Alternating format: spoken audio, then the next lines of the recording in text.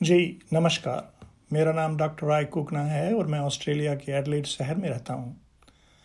आज मैं आपसे अपनी एक छोटी सी कहानी साझा करना चाहता हूँ जिसका शीर्षक है सब्र का सफ़र। ये कहानी एक प्रवासी भारतीय युगल की जो ऑस्ट्रेलिया में रहते हैं और हर वर्ष 2 वर्ष के अंतराल से भारत जाते हैं।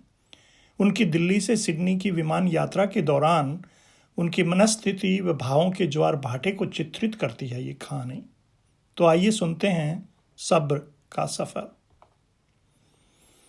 रात के 11 बजे के फ्लाइट से अलका और सुधीर अब सिंगापुर के चेंगी हवाई अड्डे पर पहुंचने ही वाले हैं। सुबह के 6 बजे का वक्त है। लैंडिंग के बाद धीरे धीरे विमान अब अपने निश्चित गेट पर पहुंचा और यात्री अब निकास द्वार के खुलने के इंतज़ार में हैं। ऐसी छोटी सी फ्लाइट में न तो यात्री सो सकते हैं और न ही आनंद के साथ यात्रा कर सकते हैं। वक्त बेवक्त का खाना और साथ में सफ़र का टेंशन।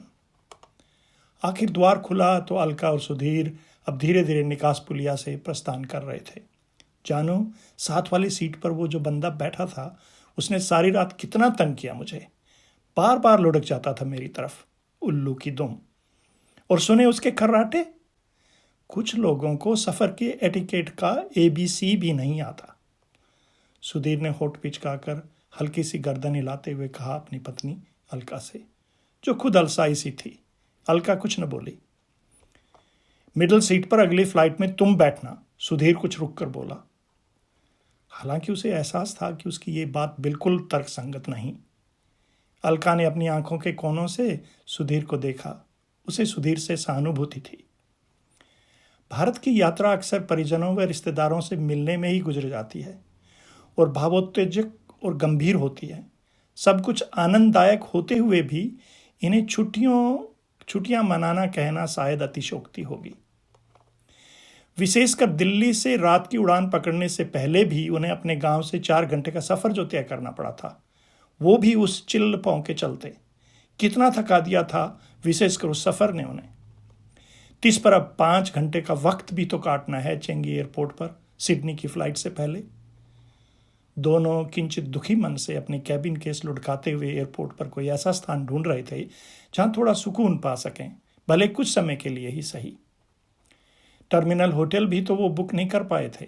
अब तो जैसे तैसे ये समय ऊँघ कर ही इन आराम हराम कुर्सियों पर ही वक्त काटना पड़ेगा उनको। ढूंढ ढांड कर आखिर एक कोने में कुछ खाली कुर्सियों पर उन्होंने अपना डेरा जमाया। अलका फ्रेश होने बाथरूम गई तो सुधीर मन ही मन इस इंतजार की चुनौती पर गौर कर रहा था कि इन 5 घंटों के दौरान किया क्या जाए। वैसे चेंगी एयरपोर्ट पर करने के लिए बहुत कुछ है, वो मन ही मन सोच रहा था। इस बीच अलका लौटी और बोली, सुधीर जल्दी से तुम भी मुंह हाथ धो लो, फिर नाश्ता करेंगे। कुछ खा पी कर अलका तो थोड़े समय के लिए ड्यूटी फ्री शॉप में चली गई और सुधीर कुछ देर के लिए अपने आईपैड पर व्यस्त हो गया। प्रतीक्षा काल के दौरान बारी बारी दोनों ने इधर उधर टहलकदमी की और पड़ताल भी की कि ट्रांसफर काउंटर कहाँ पे है। उन्हें चिंता इस बात की थी कि उन्हें बोर्डिंग पास के लिए लाइन में लगना था और वो चाहते थे कि दोनों आयल सीट ले सकें अगली फ्लाइट में।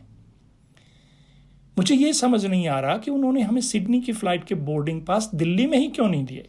मुझे कुछ गड़बड़ लगती है, अलका ने कहा। सुधीर को भी इसी बात की आशंका थी। घड़ी और टीवी मॉनिटर को चाहे अनचाहे सैकड़ों बार देख जैसे तैसे 3 घंटे बीते। ऐसे में उन्होंने सोचा, चलो हम पहले से ही काउंटर के आगे लाइन लगा लेते हैं ताकि अच्छी सीट मिलने की संभावना कुछ बढ़े। फिर भी उन्होंने पाया कि कुछ लोग इस काम में उनसे भी आगे थे। तथापि अब क्यू में लगकर वे संतुष्ट थे। आखिर काउंटर खुला तो दोनों की जान में जान आई। शुक्र है फ्लाइट तो टाइम पर है, वरना मैं तो डर रही थी कि कहीं ये भी लेट न हो जाए, अलका बोली। थोड़ी ऊर्जा का नव संचार पा दोनों अब पुलक का अनुभव कर रहे थे। तत्परता से दोनों ने अन्य लोगों से अपनी दूरी कम की। लगभग 20 मिनट बाद वो काउंटर पर पहुंचे और सोचे समझे मृदुल अंदाज का उपयोग कर अलका 2 आयल सीटों के लिए रिक्वेस्ट करने ही वाली थी कि युवती ने कहा, excuse me, would you mind waiting for a moment please. ऐसा कहे वो उठकर दूसरे काउंट पर जाकर अपने साथी से कुछ विमर्श करने लगी। अलका और सुधीर को कुछ अतिरिक्त आशंकाओं ने घेर लिया था। कुछ समय उपरांत दोनों वापस आए कंप्यूटर पर कुछ देखा, कीबोर्ड पर चपलता से उंगलियां चलाई और कुछ मुंह सा बनाकर रह गई। अलका और सुधीर एक दूसरे को ताक रहे थे, पर समझ नहीं पा रहे थे कि मसला क्या है। आखिर युवती ने घोषणा की, I am so sorry, we have a technical problem with the computer, could you please join the queue on your right, my sincere apologies. Alka और सुधीर सोच रहे थे कि इस कंप्यूटर की प्रॉब्लम को भी आज ही होना था। अब लगो एक नई लाइन में जो पहले से ही काफी लंबी नजर आ रही थी। सुधीर लंबी सांस खींचकर रह गया और उसे एक क्षण के लिए समझ न आया कि करे क्या। और इस द्वंद्व के चलते इससे मची अफरा तफरी के बीच दोनों अब साथ वाली क्यू की तरफ लपके। देखते क्या हैं कि उनके पीछे वाला युगल अब उनसे आगे का स्थान पाकर खुश नजर आ रहा है।